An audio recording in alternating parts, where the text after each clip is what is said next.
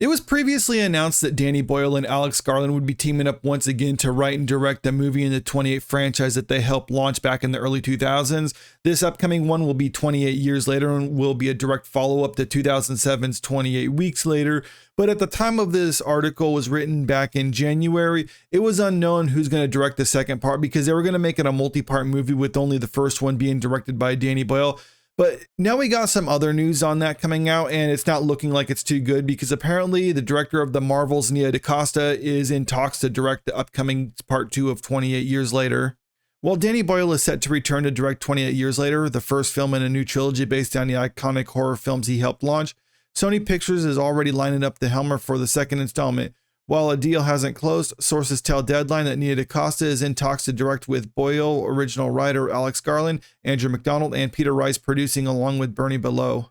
The exact details of the plot are unknown at this time other than it's supposed to take place many years after the events of 28 Weeks Later, with Danny Boyle returning to direct it because he helped launch this franchise, so it makes sense that he'd be coming back along with Alex Garland, who wrote the original movie. Of course, both those guys were only the executive producers on 28 Weeks Later. It wasn't bad, but it wasn't nearly as good as the first one. But I am glad that they're coming back to direct the first part of this one. It's just the studio wants to immediately after the first movie is wrapped to move into production of the second movie, which is why they're bringing in another director for that, and which is why Nia DaCosta is also in talks to direct that one too. Now, some people would probably defend this decision by saying that she's actually done stuff in the horror sphere prior to working with Marvel. As for DaCosta, the rising star in the director ranks is the fit the franchise is seeking given how impactful her directing style has been, especially with her horror thrillers like Candyman. And to give her credit, the requel to Candyman was pretty well received. I can't speak on it too well because I didn't personally watch it, but people who liked the Candyman franchise said that it was decent. So, all right, I'll give credit where credit's due. But the problem is after she made this, then she was given the reins to a major film, which was the Marvels, and that was just an utter failure for Disney and Marvel.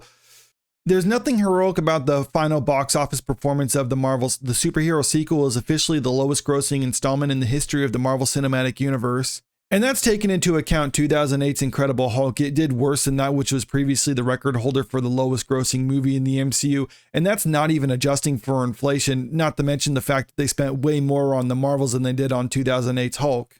When you look at the final box office total for the Marvels, it made less than $200 million at the global box office. And that's on a budget of around $275 million, just under that. Realistically, the budget is probably over $300 million when you're paying attention to the production aspect of it, but let's just go with this and say it was around $275 million.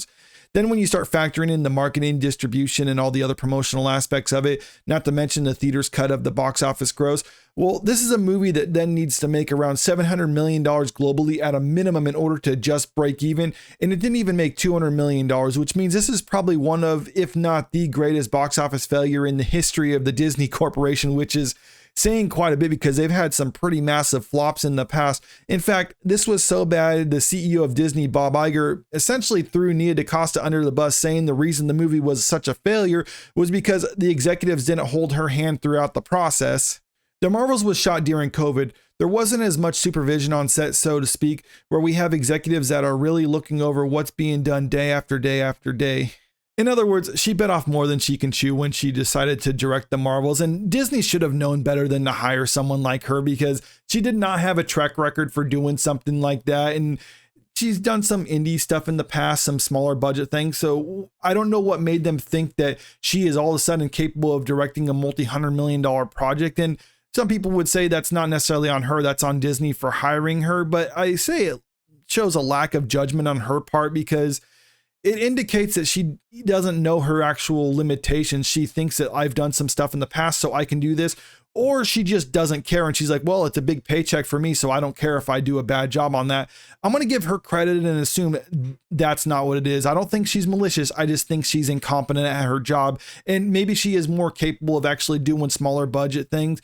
That's fine. There's nothing wrong with a director who can just do the indie stuff. There's a lot of directors like that. There's some directors who excel at the big budget things and they are not capable of actually doing something small scale. I get that. It's not a knock against them. It's just showing that she's human and that's her limitations.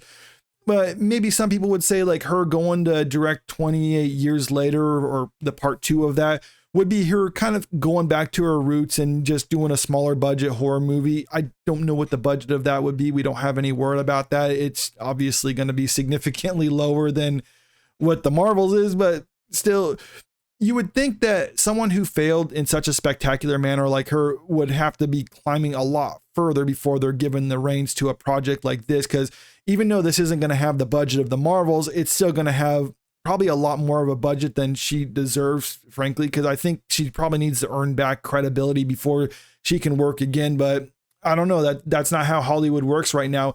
In the past, if you've lost that much money for studios, you probably wouldn't be working again, or at least it'd be a very long time. But nowadays, if you're a woman and you're a director, well, studios are going to be able to promote that if they hire you. So she's going to continue to get work, and we're going to continue to see more box office failures from people like her because they're hired for projects that they're not capable of actually doing. But let me know what you think about all this in the comment section below.